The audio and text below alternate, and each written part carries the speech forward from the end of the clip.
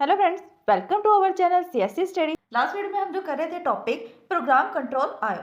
अब program control आयो का इंट्रोडक्शन पार्ट हमने देख लिया। आज हम करने जा रहे हैं इसका पार्ट नंबर 2। जो भी बचा हुआ कंसेप्ट था, डेफिनेशन तो हमने फर्स्ट पार्ट में कर ली। इसके बाद जो इसके डायग्राम से इसकी वर्किंग थी वो आज हम सेकंड पार्ट में कवर करेंगे। तो आइए देखते हैं एक डायग्राम के थ्रू कि प्रोग्राम कंट्रोल आयो वर्किंग कैसे करता है, क्या इसका स्ट्रक्चर होता है। तो चलिए वीडियो को स्टार्ट करते हैं और देखते हैं कि एक डायग्राम से हम कैसे रिप्रेजेंट कर सकते हैं प्रोग्राम कंट्रोल आयो मेथड को। सबसे पहले तो देखो, ये है एक सीपीयू। क्या है ये? एक सीपीयू। यहाँ पर क्या है? आयो डिवाइसेस। अब ये कम्युनिकेशन किसके बीच में हो रहा है? यहाँ पर मेमोरी का कॉन्सेप्ट नहीं दिखाया हुआ। किसका कॉन्सेप्ट है? आयो डिवाइसेस से लेकर सीपीयू तक और सीपीयू से लेकर आयो डिवाइस तक जो कम्युनिकेशन हो रहा है वो कैसे हो रहा है, ये डेटा जो ट्रांसफर हो रहा है वो कैसे हो रहा है। हमने इसके डेफिनेशन में क्या पढ़ा था प्रोग्राम कंट्रोल आयो में कि सीपीयू क्या करता है, कंटिन्यू मॉनिटरिंग करता है आयो डिवाइसेस के लिए, ये चेक करने के लिए कि कब आयो डिवाइसेस जो है वो फ्री होंगे। यही होता है ना कंसेप्ट कि जैसे वो फ्री होगा आयो डिवाइसेस, सीपीयू जो है डेटा को रीड कर सकता है, राइट कर सकता है, जो भी उसने ऑपरेशन परफॉर्म करना है वो इसलिए कर सकता है, राइट। अभी देखो ये सीपीयू में क्या क्या होता है। सीपीयू में एड्रेस बस होती है ना, डेटा बस होती है। अब यहाँ पर एड्रेस बस कहाँ जाएगी? एड्रेस बस किसको जनरेट करेगी? जो आयो इंटरफेस है। आयो इंटरफेस मींस जो इनपुट आउटपुट और सीपीयू के बीच में एज अ इंटरफेस काम करेगा उसको बोलते हैं आयो इंटरफेस। अब जैसे आयो डिवाइसेस के बीच में और मेमोरी के बीच में कौन एज इंटरफेस था? सीपीयू। लेकिन हम कह रहे हैं कि सीपीयू तक पहुंचने के लिए भी हमें एक इंटरफेस दिया हुआ है। वो इंटरफेस क्या है? आयो डिवाइसेस। लास्ट वीडियो में हमने ये भी पढ़ा था कि इस ट्रांसफर को परफॉर्म करने के लिए हमें सर्वर इंस्ट्रक्शंस को परफॉर्म करना पड़ता है ना। जैसे इनपुट इंस्ट्रक्शन है, आउटपुट की है, एग्जीक्यूशन, जो भी नॉर्मल इंस्ट्रक्शंस है उनमें हमें सर्वर इंस्ट्रक्शन को पॉइंट आउट करना पड़ता है या एग्जीक्यूशन करना पड़ता है। तो सीपीयू में क्या हो रहा है? एड्रेस बस है। एड्रेस बस क्या कर रही है?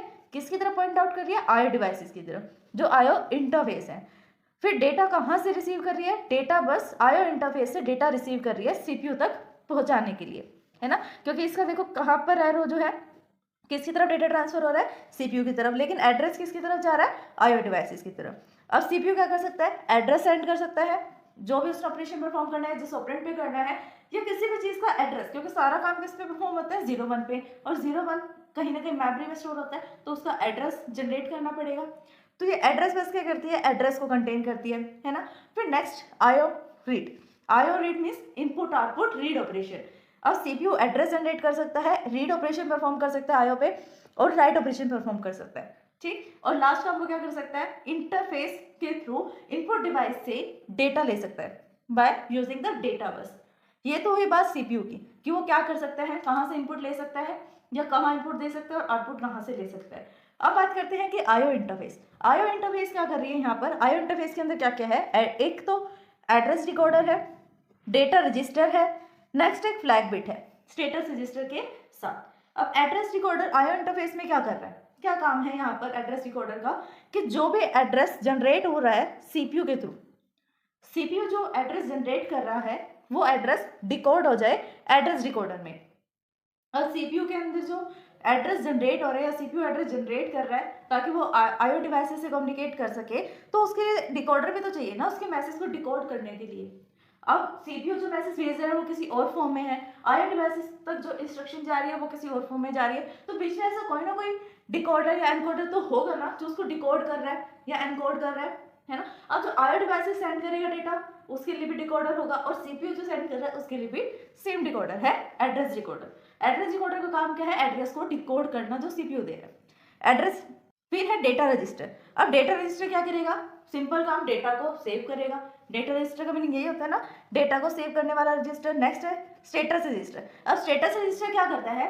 स्टेटस दिखाता है कि अगर 1 है तो फ्री है लाइन्स, या फिर बसेस जो है जिनका हम यूज कर सकते हैं वो लाइन्स फ्री हैं तो 1 आएगा। अगर लाइन्स बिजी हैं तो 0 दिखाएगा। अगर लाइन्स जो है वो 1 फ्लैग बिट दिखाएगा, फ्लैग बिट यहाँ पर शो होगी कि 1 है या 0 है। अगर फ्लैग बिट 1 है तो 1 पे क्या होगा कि सारे लाइन्स जो है वो फ्री हैं, या ये पर्टिकुलर लाइन फ्री है जिससे आप क्या कर सकते हो? डेटा को ट्रांसफर कर सकते हो। जो सीपीयू है मॉनिटर करता है, वो किसको मॉनिटर करता है? स्टेटस बिट को मॉनिटर करता है। स्टेटस बिट से उसे ये पता लग जाता है कि 1 है तो फ्री है लाइन्स, 0 है तो फ्री नहीं है। अब जब तक 0 रहेगा तो फ्री नहीं है, वो क्या करता है? 1 होने की वेट करता है कि जैसे 1 होगा मैं डेटा को ट्रांसफर कर दूंगा, या रीड राइट का जो भी मुझे ऑपरेशन परफॉर्म करना है वो मैं कर दूंगा, है ना। यही होता है। तो फ्लैग बिट में 1 और 0, फ्लैग बिट में सिर्फ हम एक बिट का डेटा स्टोर होता है, ओनली ऑन 1 बिट का, इससे ज्यादा बिट का स्टोर नहीं हो सकता, वो भी फ्लिप फ्लॉप के थ्रू। फ्लिप फ्लॉप में क्या होता है, एक डेटा स्टोर होता है, फ्लिप हो जाता है, एक टाइम पे एक डेटा है, नेक्स्ट टाइम पे दूसरा डेटा फ्लिप हो गया। अगर 1 था तो नेक्स्ट टाइम पे हो सकता है 0 हो। अब दोनों का अपना अपना काम है, 0 का मिस होता है ऑफ, 1 का मिस होता है ऑन, मतलब डेटा जो है सेंड हो सकता है तो 1 फ्लैग बिट, सेंड नहीं हो सकता, बिजी है तो 0 फ्लैग बिट। नेक्स्ट, अब इससे आगे की प्रोसेसिंग क्या होगी, ये तो था हमारा CPU 1, इसके बीच में जो बसेस काम कर रही है 2, नेक्स्ट आयो इंटरफेस में 3, उससे आगे हम 4th स्टेज पर हैं। 4th स्टेज में क्या होता है, आयो बस होती है, डेटा अवेलेबल, डेटा एक्सेप्टेड। अब यहाँ से आयो बस गई, एड्रेस को डिकोड करने के बाद इनपुट आउटपुट की बस गई, जो भी डेटा चाहिए या जो भी ऑपरेशन परफॉर्म करना है उसकी इन्फॉर्मेशन लेकर। अगर डेटा अवेलेबल है तो एक्नॉलेजमेंट दे रहा है, ठीक है, अगर डेटा अवेलेबल है तो एक्नॉलेजमेंट दे रहा है, तो पॉजिटिव एक्नॉलेजमेंट दे रहा है, अगर नहीं है तो वो नेगेटिव एक्नॉलेजमेंट भी देगा। डेटा एक्सेप्टेड, अगर डेटा जो CPU सेंड कर रहा है वो एक्सेप्ट हो गया, या फिर इसका सेकंड कॉन्सेप्ट क्या ले सकते हो समझने के लिए, राइट ऑपरेशन परफॉर्म करना है, CPU ने बोला राइट ऑपरेशन परफॉर्म करना है, यहाँ से आयो बस के थ्रू उसके पास इन्फॉर्मेशन चलेगी कि राइट करने के लिए, राइट ऑपरेशन के लिए यहाँ पर रिक्वेस्ट आई है ना। तो आयो डिवाइसेस यहाँ पर क्या करेंगे, अगर अवेलेबल होगा डेटा कि जिस पर वो ऑपरेशन परफॉर्म करना चाहता है राइट का, अगर वो डेटा अवेलेबल है तो अवेलेबल में दिखा देगा, नहीं अवेलेबल है तो उसकी डेटा को एक्सेप्ट कर लेगा, उसकी जो रिक्वेस्ट आई है उसको एक्सेप्ट कर लेगा, अगर पॉसिबल है तो राइट करना, नहीं है तो रिजेक्ट कर देगा। रीड ऑपरेशन, रीड ऑपरेशन में क्या करोगे, जो डेटा पहले से ही सेव है आप उस पर रीड ऑपरेशन परफॉर्म करना चाहते हो, डेटा है या नहीं है वो कौन बताएगा, आयो डिवाइसेस। अगर यहाँ पर अवेलेबल का बिट 1 है तो अवेलेबल है, बिट 0 है तो अवेलेबल नहीं है, दोनों की एक्नॉलेजमेंट आ रही है, पॉजिटिव की और नेगेटिव की भी। डेटा है तब भी पता लग रहा है, डेटा नहीं है तो भी पता लग रहा है, मतलब हर एक काम के लिए अपना अपना एक डेटा है या अलग से एक बस जनरेट है, सबका अपना अपना काम है। ये था 4th स्टेज। अब 5th स्टेज, लास्ट स्टेज पे कौन आता है, आयो डिवाइसेस। अब ये देखो हमने डायरेक्ट पढ़ा कि डायरेक्ट एक्सेस मेमोरी में क्या था, CPU एज ए मीडिएटर काम कर रहा था मेमोरी के बीच में और आयो डिवाइसेस के बीच में, यही कॉन्सेप्ट हमने पढ़ा था। अब वो क्या कह रहा है कि आयो डिवाइसेस से CPU तक इतना सारा जो है ऑपरेशन परफॉर्म हो रहा है, इतना सारा ऑपरेशन परफॉर्म हो रहा है, तो सोचो CPU से मेमोरी तक जाने में भी अलग ऑपरेशन, तो कितनी ज़्यादा स्पीड जो है वो लेस हो रही है, कितनी ज़्यादा परफॉर्मेंस डाउन हो रही है CPU की।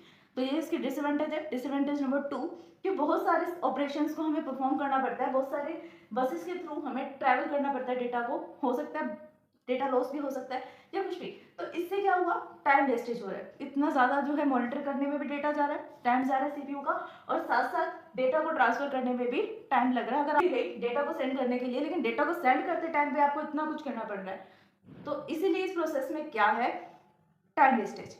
इसको सॉल्व करने के लिए हम नेक्स्ट वाला मेथड लेके आए थे, इंटरप्ट कंट्रोल आयो। तो अब ये देखो, ये तो सिर्फ बात थी आयो डिवाइसेस और CPU के बीच में कैसे फंक्शनिंग हो रही है, कैसे डेटा ट्रांसफर हो रही है, कैसे कम्युनिकेशन हो रहा है। तो आज की वीडियो के लिए बस इतना ही। नेक्स्ट वीडियो में, इसके नेक्स्ट पार्ट में हम बचे हुए कंसेप्ट को डिस्कस करेंगे। अगर इस वीडियो को समझने में आपको कोई भी डाउट आता है देन आप हमें कमेंट कर सकते हैं। Thanks for watching my video. अगर आप CSC में ऑल सब्जेक्ट्स में थियोरेटिकली एंड प्रैक्टिकली परफेक्ट होना चाहते हैं तो हमारे चैनल CSC स्टडी को सब्सक्राइब करें, बेल आइकन को प्रेस करें ताकि सबसे पहले अपडेट आपको मिले। वीडियोस को लाइक, शेयर, सब्सक्राइब करना, कमेंट करना ना भूलें।